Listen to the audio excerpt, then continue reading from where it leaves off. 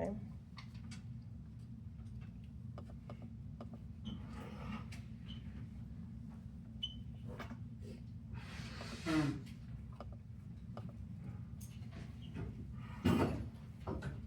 Take about 2 more minutes. And again, if you need to get up and see or stand up, whatever.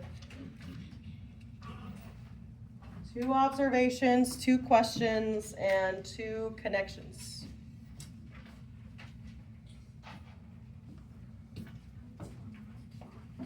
And it could be connections to what we talked about up here.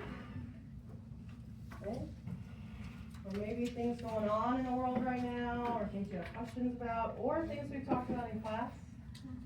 Okay, either one.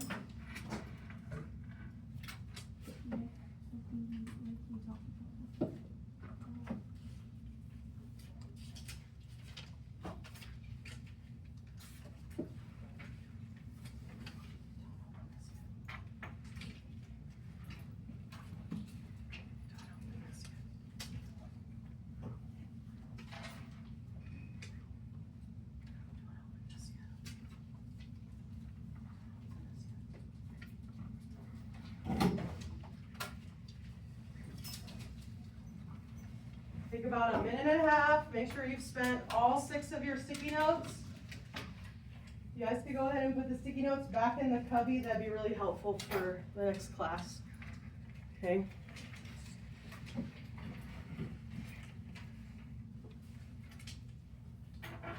About 1 more minute. Don't forget you have 6 and there's only 4 papers, so you'll probably need to put some on multiple, right? Okay. So if you can look at any of the clauses, look at any of the statements, you can make multiple comments or multiple questions, or a question and a comment, a connection and a comment, okay?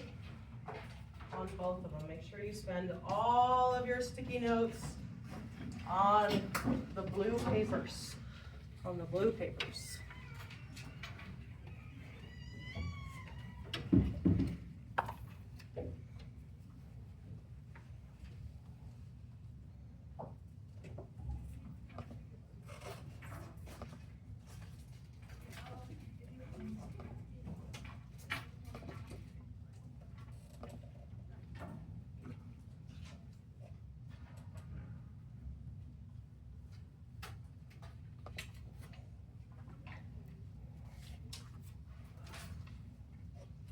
All right, so I know you're making your last bit of comments, that's okay. I want to open up you and your group to start to have a conversation. Again, think of detective, right? So this is often what historians or people who do research do, is they make observations, they start to ask questions and make connections to what you already know, okay? So I want you to use those observations, I want you to use those questions and those connections to help you figure out, okay, these 2 questions. So, who has the power to declare war in the United States? Of these 3 branches of government, who's the one actually making the decision to sign a war declaration? And fun fact, that's a complicated question right now, to be honest. Okay? Pardon this interruption. As of right now, the bathrooms for A hall and B hall are going to be closed until we can get the plumbers in, as they are flooding. So please do not send anybody to the A or B girls or boys bathroom until further notice. Please and thank you. So you're going to use your historian and detective research skills with your group to figure out who has the power to declare war in the U.S. So out of these 3, okay, who actually has the legal power to say that we're at war with another country? And then finally, why would a president need to give a speech to Congress asking for that war? Okay, so work together, okay, to figure out these 2 questions. Make sure you've spent all your sticky notes. I'm going to give you guys about 4 minutes to have that discussion, and then we'll share, okay? And again, it's a little complicated, but 4 minutes on the clock. Go ahead and open up that discussion and start to figure it out. And remember, you only have 1 paper between the 4 of you, right? So you have to work together today, okay? All right, 4 minutes on the clock. Ready? Open up that conversation. Ready, set, go. Go, go, go. Based on your observations, who has those powers? 3.5 minutes.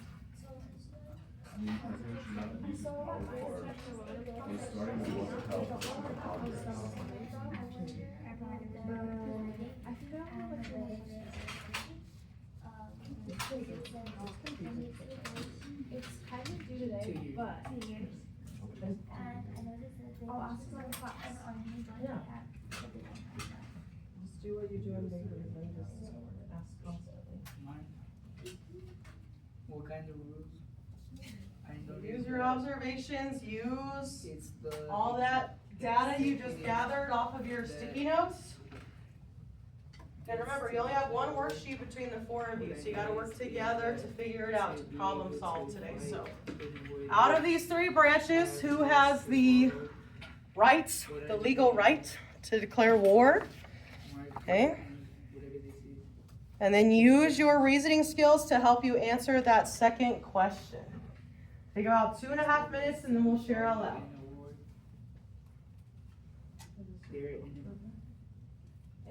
I never finished it. It was the one that I was reading. I was supposed to be reading. I don't know when these rotations are due. And I'm supposed to have summaries at the end of each chapter and entitlements for each chapter. When Ethan gets back, yeah. So again, based on your observations, based on our little discussion about the 3 branches, who do we feel has the right to declare war? Okay. legislative.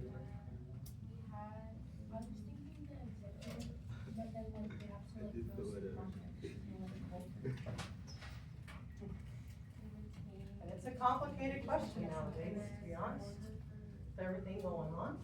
I would think the reason why you would, like, the president would have to talk to the Congress would be solely reasons. Take away your 3rd in line. So you're after Felix. Once Ethan gets back, then you're after.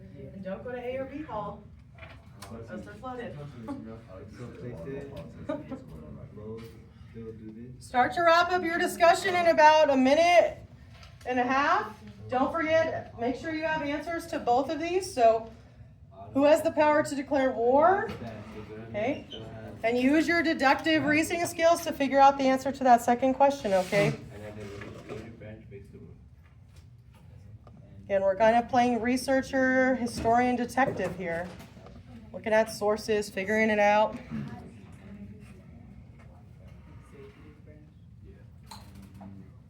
Wrap up in about 40 seconds, 40 seconds.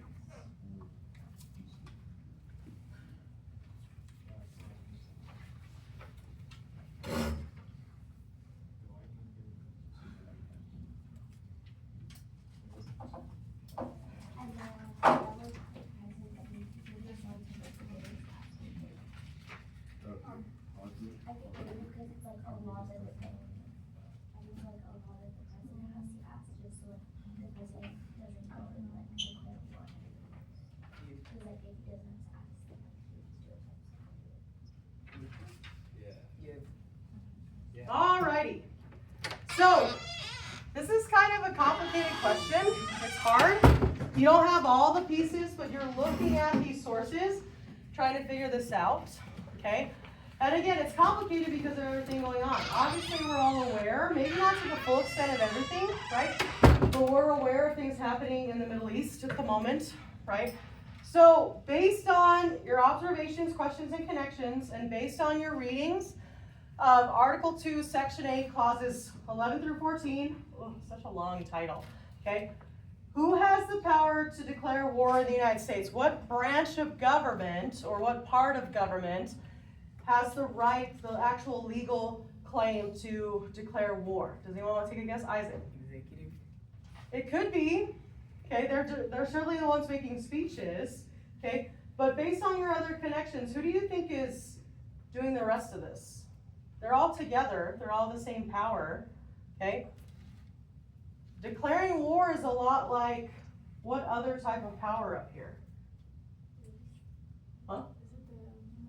Yeah, the one with the L, making a law, legislative. Yeah, exactly. Technically, according to the U.S. Constitution that you guys are reading, in Article 2, Section 8, it is the power of Congress to declare war. So let's look at that second question, okay? So why would a president need to give a speech to Congress asking for war? If a president is supposed to be like the most powerful man, okay, in the world in some ways, why does he actually have the legal need to ask Congress for war? Yeah. Oh. Yeah, when Rihanna gets back in here. So why would a president need to stand before Congress and ask? Yeah, Vin. Okay, he doesn't have all this power, okay? One of the reasons that we have this is a concept called balance of power. Okay, the goal is that all three of these are equal in power. Now, historically, that's not always the case. There's sometimes eras where one has more power than the other. Okay, we're kind of in a moment of that now. Okay, but technically, to declare an actual war between one nation and another nation, it's Congress that makes that decision, and they have a vote. Okay, and that's a powerful thing. Now, the presidents have limited wartime powers where they can do certain things without asking for congressional approval, but an actual legal war, it still falls on Congress. Okay, does that kind of make sense? It's kind of complicated, right? It's a little complicated.